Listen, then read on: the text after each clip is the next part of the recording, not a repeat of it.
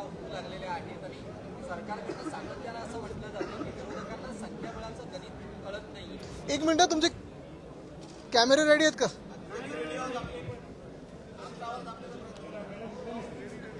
होयचे बहुमत. हा चल.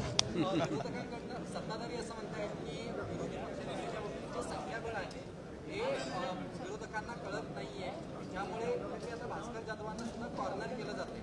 मला वाटतं ही जी चर्चा सुरू झाली, आज सकाळी सुरू झाली की विरोधी पक्ष नेता कोण होणार, कधी होणार, काय होणार, मला वाटतं सगळ्यात महत्वाचं म्हणजे कधी होणार हा एक विषय आहे.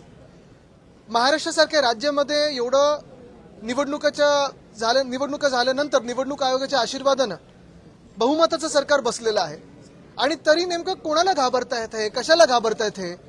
विरोधी पक्ष नेता वरच्या हाऊसमध्ये असेल किंवा खालच्या हाऊस म्हणजे आमच्या विधानसभेत असेल किंवा विधान परिषदेत असेल, दोन्हीकडे नसताना सरकारला नेमकी कशाची भीती आहे? बरं, असं झालेलं आहे की सरकारमध्येच दोन विरोधी पक्ष नेते तयार होत नाहीत ना, असा देखील प्रश्न कदाचित मुख्यमंत्र्यांना पडला असेल आणि म्हणून कुठच्याही बदल झालेला आहे विरोधी पक्षाच्या प्रस्तावाच्या ह्याच्यात, ह्या अफवांवर विश्वास ठेवू नका. कोणी बातमी पेरलेली आहे, कधी पेरलेली आहे, कुठच्या माणसांनी पेरलेली हे आम्हाला सगळं माहिती आहे. पण एक लक्षात घ्या तुम्ही, जे आमच्या कानावर येते की सत्ताधारी जे बाक आहेत, एक पक्ष दोन गट असे जे आहेत, त्याच्यातून एका गटामधून 22 आमदार मुख्यमंत्र्यांच्या हाती लागलेले आहेत. जर तुम्ही गेल्या एका वर्षाचा अभ्यास केलात तर त्यांची कामं असतील, त्यांना फंड असेल, चांगलं मिळालेलं आहे. आणि उठ सांगितलं तर उठ, बस सांगितलं तर बस, उडी मार सांगितलं तर उडी मार, असं ते आता मुख्यमंत्र्यांच्या इशाऱ्यावर नाचायला लागलेले आहेत. नेमकं कोणी ह्याच्यातून धसका घ्यायचा हे ज्यांनी बातमी पेरली आहे हे त्यांना कळेल. देवेंद्र फडणवीस यांनी उद्धवजींवर टीका केली होती, उपहासात्मक होती की इंडिगो क्रायसिसमध्ये उद्धव ठाकरे, मला माहिती असेल की इंडिगो विमानात जात नाही, चार्टर्डनी येतात. आणि आज भाजपचे आमदार प्रसाद लाड आणि चित्रा वाघ आणि प्रवीण दरेकर हे चार्टर्ड विमानाने आले, ते ट्विट सुद्धा त्यांनी केलं, मग ते डिलीट करायला लागलं. मला वाटतं काल फडणवीस साहेबांनी जी टीका उद्धव साहेबांवर केलेली आहे ह्याच्यात 2-3 गोष्टी महत्वाच्या पाहण्यासारख्या आहेत. पहिली गोष्ट म्हणजे कशासाठी ही टीका केली? जे इंडिगोचं पूर्ण घोळ झालेला आहे तिकडच्या सगळ्या पॅसेंजर्सची थत्त उडवण्यासाठी केली का? त्याच्यावरनं लक्ष विचलित करण्यासाठी केली का? केंद्र सरकार किंवा भाजपचं केंद्र सरकार याला प्रश्न विचारू नये म्हणून केली का? हा सगळा एक वेगळी गोष्ट झालीच. पण काल स्वतः मुख्यमंत्री हे चार्टर्ड प्लेनने आले, त्यांचं विमान 2दा मुंबईला गेलं, इतर मंत्र्यांना आणलं, दोन्ही उपमुख्यमंत्री चार्टर्ड प्लेनने आले. आज काही भाजपचे आमदार चार्टर्ड प्लेनने आले. पण ह्याहूनही पुढे जाऊन मी तुम्हाला सांगतो, विधानसभेच्या प्रचाराचं तर वेगळंच. आत्ता सगळ्याच्या नगरपंचायत आणि बाकीच्या निवडणुका चालू आहेत, तेव्हा एक मुख्यमंत्री आणि 2 इलिगल उपमुख्यमंत्री, म्हणजे पद ते खरं ग्राह्य पकडू शकत नाही, हे कुठच्या हेलिकॉप्टरने फिरतायत की इंडिगोनी फिरतायत, स्पाइस जेटनी फिरतायत, एसटी पकडून फिरतायत, गाडीनी तरी फिरतायत का? एक उपमुख्यमंत्री तरी असे आहेत जे गद्दार आहेत, त्यांच्या गावी जायला रस्ते नाही आहेत, 2-2 हेलिकॉप्टर जातात. तसंच जर पाहायला गेलं तर आत्ताच्या निवडणुकांमध्ये हे हेलिकॉप्टर घेऊन मंत्री, उपमुख्यमंत्री, मंत्री, मुख्यमंत्री फिरत आहेत. त्या हेलिकॉप्टर मधून ज्या बॅगा येत आहेत त्याच्यातून कुठच्या आनंदाचा शिदा वाटला जातोय हे देखील आम्हाला कळावं. कारण आम्ही ज्या विमानातून आलो आमच्या बॅगा तशा काही एवढ्या मोठ्या नव्हत्या. हे प्रचारात 3 तासासाठी तिथे जातात, 20 मिनिटासाठी जातात, पण आनंदाचा शिदा ह्या मोठ्या मोठ्या बॅगेतून घेऊन जातात. हा कुठचा वाटप नेमका होतोय? आणि म्हणून मी तुमचं सगळ्यांचं लक्ष पुन्हा एकदा या गोष्टीवर आणतो की आपल्या देशामध्ये 2014च्या आधी किती वेगळे एअरलाईन होते बघा, आणि नंतर 14 नंतर हे एअरलाईन मारत मोनोपोली झाली आणि केंद्र सरकारचं देखील ही एअरलाईन ऐकत नाही. अशी दादागिरी करून केंद्र सरकारलाच हे उत्तर देणं गरजेचं. आणि नुसतं एका मंत्र्याला नाही तर केंद्र सरकार नेमकं काय करतंय याच्यावर प्रश्न आहे. रुपये बघा पडलेला आहे, 90च्या पुढे गेलेला आहे.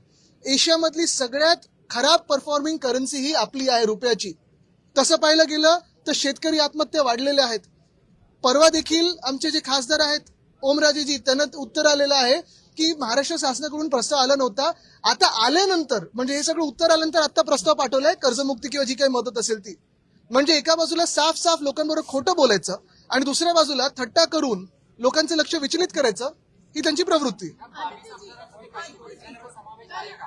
एक मिनिट, मराठी पूर्ण होऊन हिंदी करूया.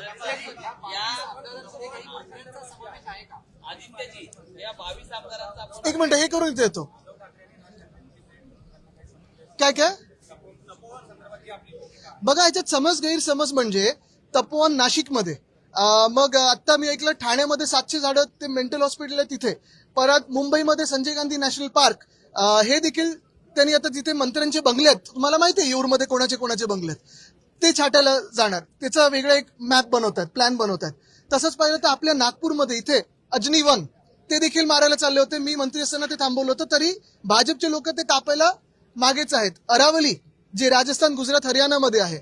प्रत्येक ठिकाणी या देशभरामध्ये आपण पाहतोय जिथे जिथे पर्यावरण काहीतरी वाचलेलं आहे तिथे ते पर्यावरण नष्ट कसं करायचं हे भाजपला बरोबर माहिती आहे. मग हायवे, बोगदे वगैरे विकासाच्या नावाखाली विनाश कसा करायचा हे माहिती आहे.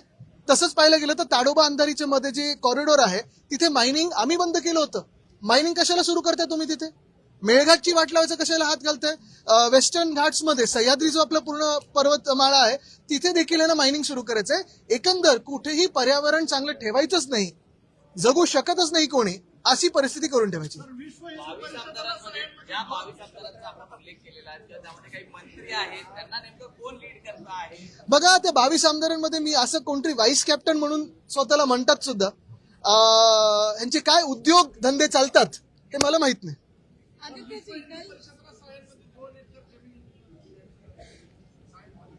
हा, पण त्याच्यात पुढे काय नाही, पण त्याच्यात काही अनियमितता आहे का, घोटाळा आहे का, ते असेल तर सांगा, आम्ही आणू लोकांसोबत. सर, एकनाथ शिंदे जी का कहना है कि विरोधी पक्ष स्पीड ब्रेकर का काम कर रहा है, हमारा पैर एक्सीलरेटर पे रहता है, उसके बाद भी प्रोजेक्ट्स की धीमी गति क्यों है? बिल्कुल, क्योंकि इनका पैर एक्सीलरेटर पे रहता है लेकिन आंखें पैसों पे रहती है, रास्ते पे नहीं रहती है. इसलिए तो हमें स्पीड ब्रेकर गतिरोधक बनना जरूरी होता है.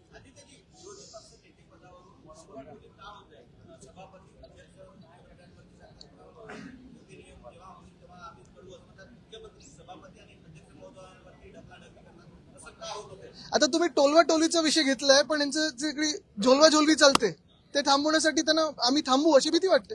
दिवाळी अधिवेशन 2 महिन्याचं घेण्यात यावं असं नाना पटोले यांनी मागणी केली. एक मिनिट. जाधवांनी त्याला दुजोरा दिला आहे, पण अध्यक्षांनी किंवा मुख्यमंत्र्यांनी याकडे पाठ फिरवली. हो, कारण थंडीच नाही तर ते हिवाळी अधिवेशन तेव्हा सुरू होईल. पण गंमत जरी बाजूला ठेवली तरी एक महत्वाचं आहे, जे आत सगळी चर्चा होते, अर्थात बीएससीच्या चर्चा बाहेर करत नाही कोणी, बरोबर आहे. पण ते आपण पाहतोय, म्हणतात 7 दिवसाचं, चर्चा आहे 5 दिवसात उरकतील. तसं पाहिलं गेलं तर सगळ्यात मोठं जे काही कामकाज आहे ते सप्लिमेंटरी डिमांडचं, पुरवणी मागण्यांचं. मग नेमकं काय नक्की चर्चेला तुम्ही आणणार आहात? कुठेतरी काही पॉलिसी चर्चा आणणार आहेत का? जी शेतकऱ्यांचं नुकसान झालं त्याच्यावर चर्चा होणार आहे का? काय मदत तुम्ही दिली त्याच्यावर चर्चा होणार आहे का? शहरांचं जे आपण पाहतोय सगळी वाट लागत चालली त्याच्यावर काही चर्चा होणार आहे का? अजनीवन असेल, तपोवन असेल, पुण्यातलं रिव्हरफ्रंटचं पूर्ण विनाश करण्याचा प्रयत्न असेल, ह्याच्यावर चर्चा होणार आहे का?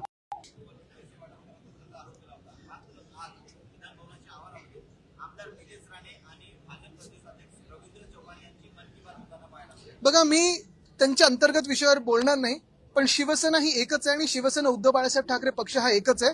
बाकीचा मिंदेगताबद्दल त्यांना शिवसेना बोलणं योग्य नाही. त्यांनी सगळं चोरलेलं आहे.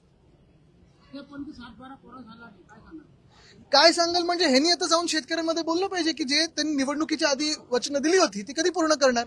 आपल्याला आठवत असेल, इकडच्याच अधिवेशनात उद्धव साहेबांनी मुख्यमंत्री झाल्या कुठेही निवडणुका समोर नजरेत नसताना देखील शेतकऱ्यांसाठी कर्जमुक्ती ही जाहीर केली होती. कर्ज माफी पण आम्ही बोलत नाही, मुक्त बोलतो आम्ही, माफ गुन्हेगाराला करतो.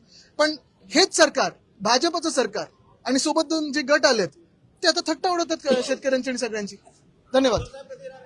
परवा ओके.